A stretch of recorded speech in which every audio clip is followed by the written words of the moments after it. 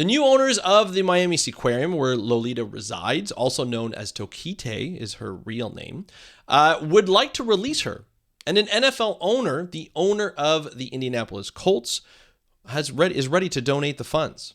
And local organizations are ready for her arrival, even having a number of sites chosen for her new wild sanctuary. However, you may not see her home anytime soon, as there are a lot of regulations and challenges that need to be overcome before any of this could happen. We're going to talk about those challenges and more on this episode of the How to Protect the Ocean podcast. Let's start the show.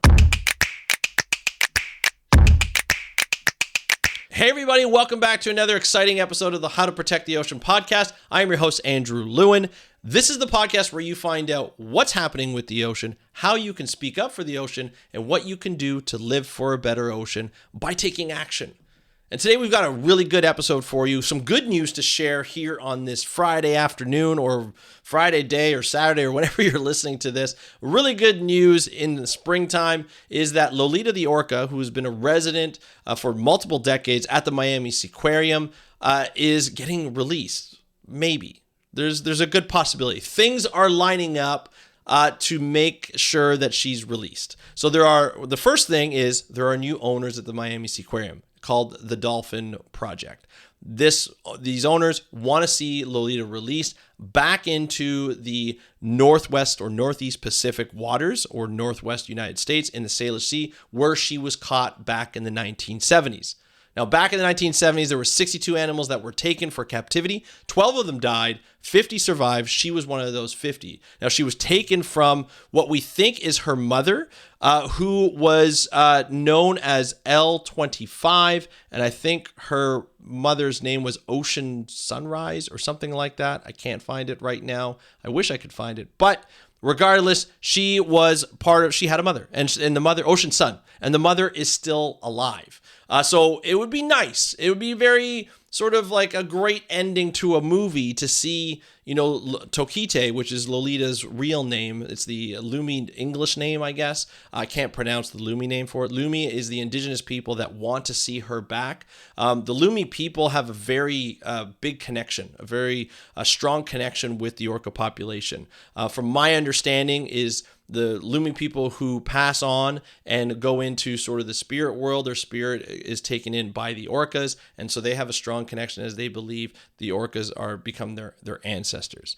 And so that is a very important part of this story, because the Lumi people have been working with a lot of organizations as well as their own to get Toki back into the Northwest Pacific.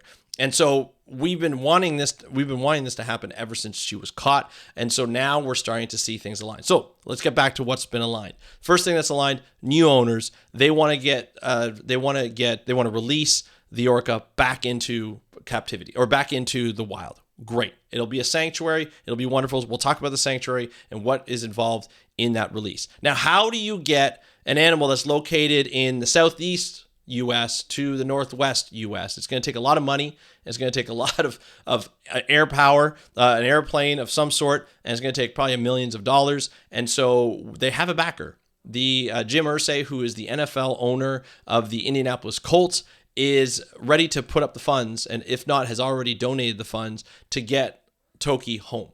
So we have two things that are lined up, which is absolutely wonderful. And there are people, the Lumi people, as well as other organizations, who have started to select sanctuary sites for the Whale Seaside Sanctuary that will go into the Pacific Northwest. Now, it sounds all great, and it's wonderful. I love the fact that there's a potential for actually to have an orca be released from captivity. We haven't seen that since the early 2000s when Keiko from the movie Free Willy, if you remember correctly. Keiko was a real orca that was taken from, I believe it was an aquarium or a theme park in Mexico and maybe in San Diego, rehabilitated in an aquarium in, I believe it was Oregon, and then it was released into a seaside sanctuary off the coast of Iceland. It actually survived there for a number of years before it passed on.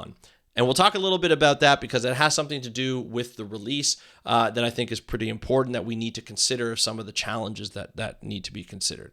Now, let's just talk about the whales that are there. Like we know, well, first let's talk about Toki and the life that she's had. She has been in captivity for over 5 decades. She has been by herself for over 4 decades. Not the ideal conditions. She has been in a small, shallow tank where she has been fed for all of her life for those last 5.5 decades or 5 or more decades. And, there's some serious things that have been going on with her in terms of, you think about the sensitivity, the emotional sensitivity and the psychology of an orca that we really saw in Blackfish, the documentary. We really understood that these animals can be very sensitive. They can, almost go, not insane, but they can go a little berserk when they're by themselves in a tank, a shallow tank, when normally in the wild they would be traveling for thousands of kilometers per day potentially. Feeding, hunting, they are the apex predator in the ocean. And so having an animal by itself that's normally or surrounded by other orcas and highly intelligent, highly sensitive, to be by itself in a small, shallow tank with very little to do for that amount of time can be devastating and can affect how this animal is going to react being in the wild. Now, with that said, there are a lot of people saying it's better to die in the wild for anything that she will undergo in the wild. We'll talk about that in a second. Some of the challenges that orcas face in the wild, but it's better to die in the wild than it is to die in a tank, a shallow tank by themselves. So I get that. I truly, truly get that. And when we look at an orca in captivity, the whole premise, the whole focus is the health of the orca, right? It's in the what's best for the orca. So right now, there are a lot of things are aligning in actually releasing it. There are sites that are being chosen to release it, and this is a big thing. Now let's get back to Keiko, because it's really important to find out, has there been a precedent set to release an orca? And everybody says, well, Keiko was an orca that was released in Iceland along the coast. It was, fairly successful in that it lived in the ocean for a number of years. I believe it was either 2 to 4 years. I did a whole episode with Dr. Naomi Rose who recounted the story. I'll put a link in the show notes or in the description below if you're watching this on YouTube, and you can listen to that episode. Great episode on the whole sort of release of it that will go into great detail. The orca was never really released. It stayed in sea pens for most of its life. It never really reintegrated with local orca populations, and it never really fed on its own. And so it needed constant attention. It needed constant human contact in terms of feeding, but it did live a life, or a number of years outside of captivity. So you can say, some people say it wasn't successful because she eventually died, or the Keiko eventually died. But then you can also say, well, it kind of was successful because that animal was able to live out its life without having any problems, without being in captivity, without being lonely, without having the devastations of being in captivity, having to, perform for anyone and just live its life in the wild as it was meant to be. Now, let's talk about this Lolita, the Toki. Toki being released back into the Salish Sea, where its home is, where she was originally taken, has never been done before. There's never been an orca that has been reintegrated back into a population or into waters where it was once living. And it's been a long time. It's been over 55 years. So that is a problem in itself. Scientists and conservation, we don't know if that pod, if Ocean Sun, its potential mother, will actually accept it back into the pod. We don't know if it'll be able to feed on its own. We don't know if it'll actually go outside of the pen that will probably be set up initially to be able to be released. In the article that I found that I'll link in the show notes in the description, they mentioned that, hey, it's going to be released, it's going to live a life on its own, it'll be able to hunt, Chinook salmon and all this kind of stuff. We don't know if it's going to be able to do that on its own, right? You've got to remember it's been in captivity and been fed for over 5 decades. That is something that, you may not be able to relearn in its lifetime. We don't know that if it'll survive. We don't know how long it's going to survive in the wild. We don't know what's going to happen to it. We're hoping for the best, but there are challenges in, one, flying the animal over, right? That whole transition, that whole transit process, which there are great scientists, great veterinarians that are able to do that. I'm not denying that, and I'm not against it. I'm actually for this release, to be honest. But there are challenges, and it's something that we have to consider. We have to make sure that all the pieces are in the right place. And just because we have the money for it, we have the will to, the owner's ready to release it, is a great, first couple of steps. But there's a lot of things that need to happen, and we also have to realize that the animal is pretty old. And so, is it really worth transferring? There are a lot of possibilities that it could die in the transfer. It may not be as healthy. There's been reports in the past that the previous owners of the Miami Sea Aquarium were, making sure that it was able to, it was kept performing, but it was being fed rotten fish. The water quality wasn't that great. It was constantly sick and so forth. So we don't know what the health of this animal was in. We don't know if it'll require rehabilitation, just like Keiko was required rehabilitation. With Keiko, scientists noticed that, and vets noticed that they didn't have a lot of muscle because it wasn't swimming anywhere. So it almost had to go through a bit of a physical fitness program to get the muscle back so that it's constantly able to swim. And in Oregon, they did that, and then they were able to release Keiko successfully. So into the ocean. So now, now we're looking at the specifics here, and this is something that we have to watch out for. After in the 1970s, the southern resident orca population, the population that was hit biggest by the capture and lost about 62 individuals during that capture, they never really recouped in numbers. You got to remember that orcas are a slow-growing species. They can live up to 80, maybe even more in the wild. And so they're not going to be, they deliver maybe, each mother delivers maybe one calf a year, maybe two. I think it's just one, but maybe two. I'm not an expert, but they don't reproduce like some fish reproduce. They reproduce thousands or things like that. They're a slow-growing species, meaning that it takes a while for populations to recover to get to the population numbers that they're at, which was like plus 150.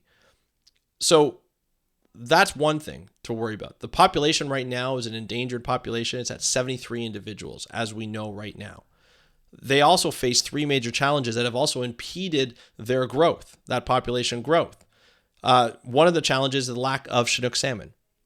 There's not much salmon around. This southern resident population is very picky in its eating. It's like a small child that doesn't want to eat its vegetables. It only wants to eat Chinook salmon. And so it will only eat Chinook salmon.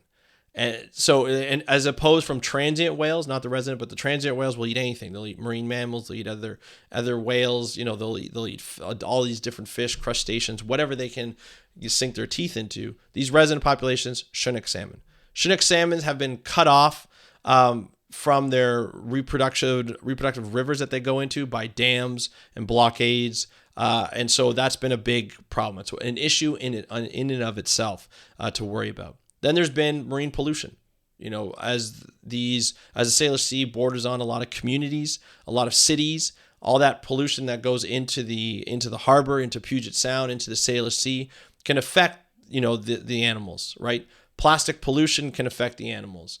We've talked about it multiple times on this podcast. I'm not going to go into complete detail, but it's something that, it's a worry. It's definitely a worry. Underwater noise is another detail that can affect any kind of marine mammal, including orcas. So orcas communicate through noises, clicks and noises and sounds. It's actually quite beautiful. They're known for their acoustics. They're known for their singing. And even scientists will track them using acoustic data or using acoustic instrumentation.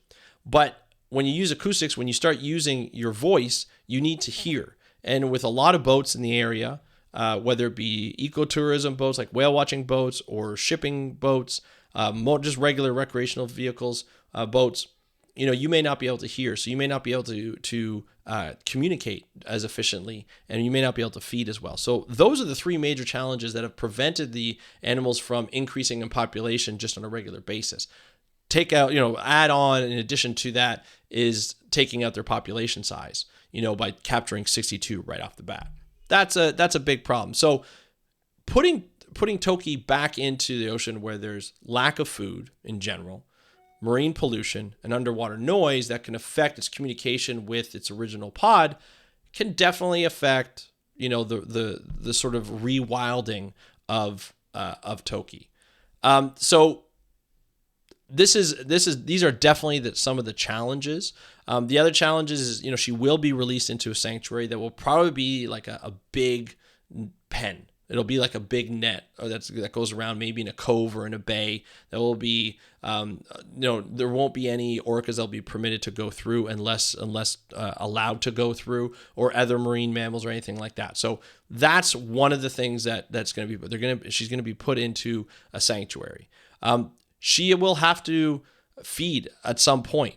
And when I talk to other people about this, about the whale seaside sanctuaries, a lot of the times there is an understanding that Toki might have to eat through being hand fed by humans for a long time. Not doing tricks, but just getting fed, because she probably forgot how to hunt. She probably doesn't know how to hunt. She doesn't need to hunt for food in captivity because they give it to her. Right? They give the food to her. So she lost that ability to hunt. So will she be able to get it back? She might be. She might be able to hunt. She might not be. So, I think the people who release her have to be prepared to continue the care that is required, as it would be in captivity, to feed Toki and to make sure that she's healthy, make sure that the vets are looking after her and so forth. So it's going to require some funding, not only to transport her over there, but also continued funding to make sure that she's eating and make sure that she's healthy. She may not reunite with Ocean Sun, her mother. The mother may not accept her. The pod may not accept her. However, we might see a wonderful situation where she is accepted into the pod and she is taught how to live, how to hunt all over again. We might see a reuniting. That's the hope. That's what we're hoping for. That's the story. Like, imagine the videos, being recorded and being put on social media like TikTok and Instagram and all that, Facebook, to watch, a mother and be reunited with her daughter after 50 years, over 50 years of being separated.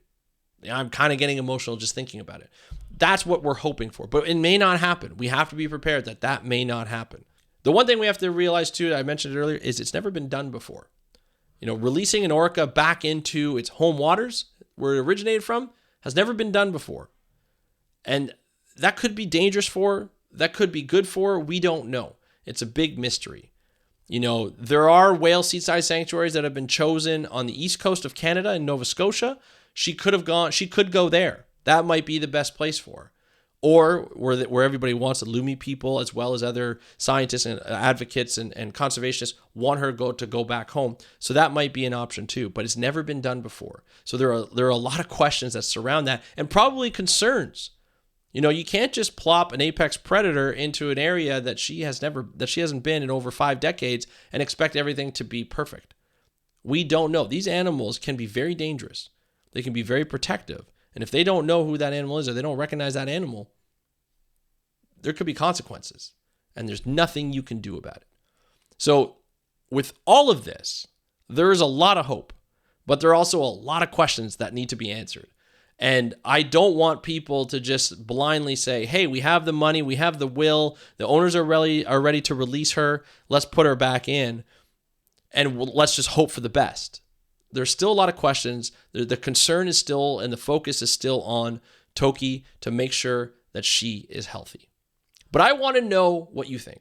Do you think that she should be released? Do you think that we should take our time to release her, or that she's old enough where we need to release her as soon as possible? I'd love to hear what you think. Put it in the comments below if you're watching this on YouTube. And if you're listening to this on Apple Podcasts or Spotify or your favorite podcast app, and you want to get in touch with me, you can go ahead and do that by DMing me on Instagram at How to Protect the Ocean. That's at How to Protect the Ocean, all one word. Or you can go to speakupforblue.com/contact, fill out the form that goes right to my email. I'd love to hear your opinion on this, because that's what this is all about. I start the conversation, you continue it, and we have a great time. And hopefully at one point we can protect the ocean. So thank you so much for listening to this episode of the How to Protect the Ocean podcast. I'm your host, Andrew Lewin. Have a great day. We'll talk to you next time, and happy conservation.